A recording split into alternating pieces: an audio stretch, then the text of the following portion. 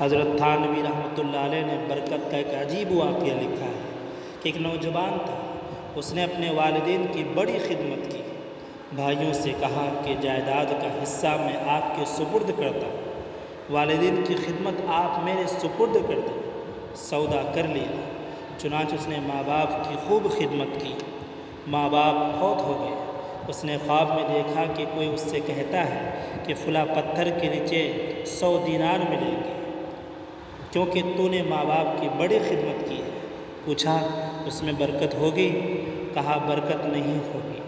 نوجوان نے کہا میں نہیں دوں گا۔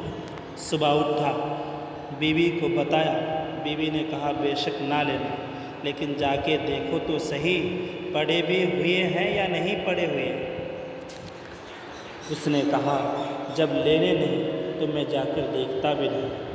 دوسری رات پھر وہ خواب آیا کہ 10 دینار کھلا پتھر کے نیچے پڑے، ابھی موقع ہے، لے لو، تمہاری خدمت کے بدلے مل رہے ہیں۔ پوچھا برکت ہوگی؟ کہا برکت تو نہیں ہوگی۔ نوجوان کہنے لگا مجھے نہیں چاہیے۔ تیسری رات پھر خواب آیا کہ فلاں پتھر کے نیچے 1 دینار پڑا ہے، اب جا کر لے لو، اب موقع ہے۔ پوچھا برکت ہوگی؟ کہا ہاں برکت ہوگی۔ وہ صبح اٹھا، اس پتھر کے نیچے سے جا کر دینار اٹھا کر لے آیا۔ گھر آتے ہوئے خیال آیا کیوں نہ آج میں گھر میں پکانے کے لیے اچھی چیز لے جاؤں۔ اس نے مچھلی خریدی۔